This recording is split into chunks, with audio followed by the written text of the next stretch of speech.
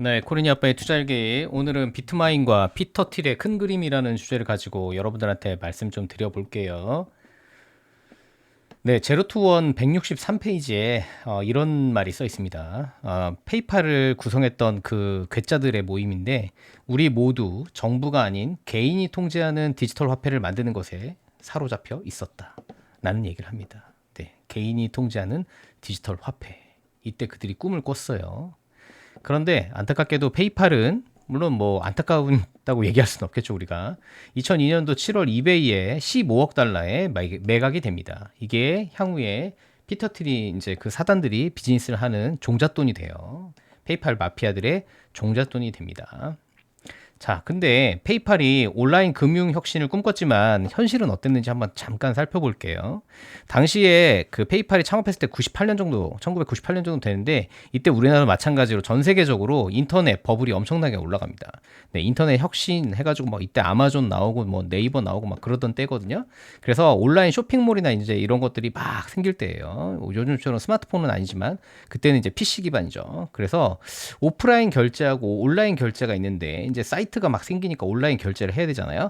비교를 해보면 네, 카드사 수수료가 있어요. 비자 마스터카드 있잖아요. 이 수수료가 1.5에서 2.2% 정도 되는데 온라인도 카드하고 연동이 되잖아요. 사람들이 결제를 할 때 다 카드로 결제를 하기 때문에 동일했습니다. 동일. 그러니까 오프라인이든 온라인이든 카드 결제사들은 다 이 돈을 받아갔습니다. 그 다음에 벤사라고 이제 카드 체크기 있잖아요. 이건 이제 오프라인에서는 이렇게 되는데 온라인은 그게 없겠죠. 근데 문제는 뭐냐면 이 피지사라는 게 있어요. 피지사. 우리나라도 뭐 이니시스 이런 게 있거든요. 온라인에서 결제를 하면 그 카드사하고 은행하고 연결해줘가지고 그 온라인 서비스를 해주는 피지사라는 게 있습니다. 근데 이거 수수료가 0.8에서 1.5%예요. 대단히 높습니다. 네. 그 다음에 이게 온라인으로 하기 때문에 뭔가 비대면이나 도용 리스크가 있잖아요. 그러니까 오히려 결제 기간이 더 길어요. 네. 오프라인보다. 네. 이런 문제점들이 있었습니다. 그래서 페이팔이 뭔가 혁신을 하려고는 했지만 완전하지 않았어요. 이들의 꿈이 완전하게 이루어지진 않았죠. 자, 그 다음에 얘네들이 이제 파운더스 펀드에 이제 돈이 생겼죠. 그 지난번에 제가 말씀드렸듯이 여러 가지 사업에 투자를 했는데 오늘은 요걸 한번 알아볼게요. 이제 탈중앙 금융 데이터 인프라에 투자를 합니다. 그래서 오픈 AI는 여러분 아시는 거고 이제 스트라이프와 램프와 파운드라는 기업에 대해서 좀 알아볼게요. 자, 먼저 스트라이프라는 기업입니다. 이 기업이 2009년도에 만들었는데 자, 뭘 하는 회사냐? 네, 코딩 몇 줄이면 결제가 된다라는 컨셉을 갖고 있어요. 무슨 얘기냐면 우리가 뭐 쇼핑몰이나 사이트를 만들 때 다 결제 솔루션이 들어가야 되잖아요. 근데 이 회사가 아주 간단한 그 API를 제공을 합니다. API라는 건 이제 어플리케이션이라고 해서 그 간단한 인터페이스를 가지고 개발자가 이제 쓰면 간단하게 이 코딩 시스템을 이제 갖다가 붙여가지고 은행 거래를 틀 수가 있는 거예요. 그래서 절차가 굉장히 간단합니다. 그래서 이 비전이 뭐냐면 인터넷의 GDP를 성장시키겠다는 어떤 비전을 갖고 있어요. GDP. 우리나라 그 얘기할 때 그 연간 총 생산 뭐 그거하고 똑같은 개념입니다. 그러니까 전체 인터넷의 규모를 키우겠다는 거예요. 그만큼 간단한 구조를 만들겠다고 했는데 근데 이 회사가 가지고 있는 강점이 이제 이런 코딩도 있는데 최근에 뭐가 되냐? 네, 디지털 자산 전환이 이제 저것도 돼요. 예, 크립토가 됩니다. 크립토 결제가 가능하도록 다 시스템을 업그레이드 했어요. 다른 회사를 이제 그 M&A를 해가지고 이제 앞으로 크립토로도 다 인터넷 결제가 다 가능한 겁니다. 옆으로 앞으로 여러분들이 뭐 아마존이나 어디서나 할 때 USDC나 아니면 여러분들이 들고 있는 뭐 솔라나나 이더리움 뭐 이런 걸 뭐 XRP도 들어가겠죠. 이런 이제 코인 가지고도 다 결제를 할 수 있는 인프라를 이제 만들겠다는 거예요. 자, 그러면 이 BMNR과 어떻게 연결이 되냐? 자, 이 스트라이프라는 건 결제 이런 솔루션이거든요. 그렇기 때문에 아주 이제 스테이블 코인 기반의 이런 API를 제공을 할 거예요. 그래서 아주 쉬운 결제 시스템을 제공을 합니다. 그러면서 결제 수수료는 진짜 이제 낮아요. 되게 낮은데 문제는 스트라이프에는 이거 결제를 한 다음에 뭔가 이제 코인이 들어올 거 아니에요? 거기에 보관 기능이 없어요. 보관 기능. 네. 뭔가 코인이 이제 결제해서 들어오면 어디다 맡겨야 될 거 아닙니까? 어디다 맡기겠습니까? BMNR이죠. 자, 그 다음에 또 파운드라는 회사를 만들었습니다. 투자를 했어요. 파운드라는 회사는 뭐냐면 1인 사업자, 뭐 이제 프리랜서나 1인 사업자들을 위한 올인원 디지털 금융 플랫폼이라고 해요. 그래서 이거는 뭐냐면 뭐 그냥 결제 이런 것만 되는 게 아니라 이제 세금까지 예측을 다 합니다. 세금 되게 복잡하잖아요. 미국이든 어느 나라든. 그래서 자영업자나 이런 사람들이 이제 이런 고객들을 대상으로 수익이 발생을 하면 얼마의 세금을 해야 되는지 뭐 이런 우리 기장 서비스 같은 거 있잖아요. 이런 걸 다 해주는 거예요. 그냥 자동으로. 그러니까 되게 편하죠. 그래서 프리랜서 특화의 어떤 세금 지출 자동화 시스템이라고 보면 됩니다.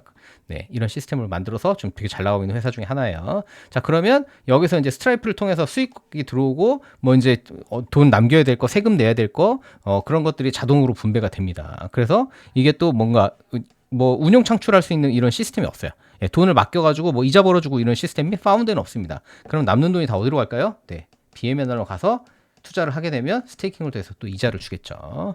자, 그 다음에 또 뭐 만들어놨냐? 램프라는 회사에 또 투자를 했습니다. 이건 뭐냐면 AI 기반의 기업 지출 관리 플랫폼이라고 해요. 그래서 기업에서 뭐 법인카드 같은 거 쓰고 막 지출을 하잖아요. 그러면 이런 거를 다 이제 경비를 또 자동화 시스템을 해주는 겁니다. 원래 이런 거 또 다 분계를 하고 막 해야 되거든요. 자, 이 돈은 뭐 접대비다. 이 돈은 무슨 돈이다. 뭐 이렇게 다 해야 되는데 이런 걸 AI가 다 긁어가지고 다 자동으로 해준다는 거예요. 되게 편하겠죠. 그래서 지금 이것도 네, 되게 많이 기업 가치가 22B니까 되게 잘 나가는 회사입니다. 그래서 뭐 4만 개 이상의 업체가 지금 사용하고 있다고 해요. 자, 이렇게 기업 지출 관련된 회사도 있습니다. 자, 그러면 기업 지출 관리된 회사도 마찬가지로 자, 이런 데서 기업 지출을 한 다음에 돈이 남았어. 경비 중 일부를 자, 이런 걸로 예치를 할 수 있겠죠. 그러면 이런 예치를 할 때 또 BMNR 사용할 수 있겠죠. 이렇게 해서 남는 금액을 운용 수익화할 수 있겠죠. 파운드도 마찬가지고 스트라이프도 마찬가지고 이렇게 그 돈하고 관련된 이 핀테크 사업에 이미 파운더스 펀드가 다 투자를 하고 있습니다. 네. 그러면 여기서 나오는 이동되는 그런 크립토 같은 거. 자, 어디로 들어갈까요? 네, BMNR. 자, 근데 문제가 있죠. 미국은 그 탈중앙화에 대한 우려를 계속 해왔어요. 무슨 얘기냐면 미국이 아직까지도 느려 터지는 스위프트 시스템을 고수하는 이유가 자금에 대한 감시, 추적, 동결 이게 용이하기 때문에 그렇죠. 그래서 뭐 러시아라든지 중국이라든지 화딱지가 나면 자금을 동결해버리죠. 북한도 마찬가지고 이런 걸 하는데 탈중앙화 되면 컨트롤이 안 될 거 아닙니까? 그렇죠? 그래서 탈중앙화 블록체인에 대한 우려를 계속 제기를 했습니다. 그래서 미국 재무부가 뭐 이런 보고서를 통해서 자금 세탁이나 이런 통제 장치가 미흡하다는 점을 지적을 했어요. 그러면 이번에 뭐 지니어스법이나 이런 뭐 블록화, 뭐 클래리티 법안이나 이런 게 통과가 안 됐어야 되거든요. 근데 이번에 통과가 됐잖아요. 예, 탈중앙화의 금융에 대한 이런 불안감이 있음에도 불구하고 통과가 됐다는 거죠. 그럼 뭐 대안이 있나? 예, 그러면 탈중앙화 블록체인의 자금 통제를 어떻게 할 거지? 이런 과제가 남아 있잖아요. 예, 이런 걱정 어떻게 해결할 수 있을까? 자, 피터 트릭에는 뭐가 있습니까? 팔란티어가 있습니다. 네, 이미 팔란티어를 다 키워놨죠. 그래서 자율성을 허용하지만 보이지 않게 감시할 수 있는 팔란티어를 이미 키워놨죠. 그래서 팔란티어 시스템이 고담 시스템과 파운드리를 해서 국가 보안, CIA랑 뭐 국방부랑 다 연결이 돼 있죠. 그 다음에 기업 데이터를 다 분석하고 있고 이게 BMNR하고 연결이 되면 어떻게 될까요?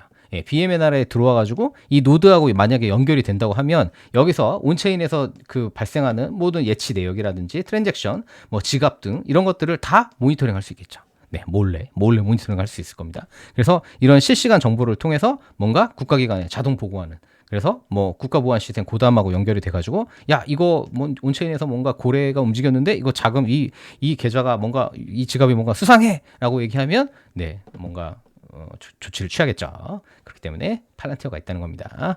자, 이더리움 노드의 5%만 직접 관리해도 감시가 가능하다. 이런 질문도 할 수 있죠. 왜냐하면 뭐 BMNR을 5% 갖겠다고 했으니까. 근데 BMNR에 입출금 하는 건 100% 다 될 거고. 그 다음에 5%라고 얘기하면 어떻게 보면 이 통계에서 표본 집단입니다. 표본 집단. 네, 5%만 하더라도 전체 어떤 지각 간의 그런 알고리즘을 통해서 어떤 행동 패턴을 예측하거나 네, 시장의 어떤 전체 변화를 관리할 수 있는, 감시할 수 있는 그런 기능은 충분히 할 수 있다고 보여집니다. 자, 그래서 다시 한번 아까 그 페이팔 마피아들이 했던 얘기를 다시 한번 생각해 볼게요.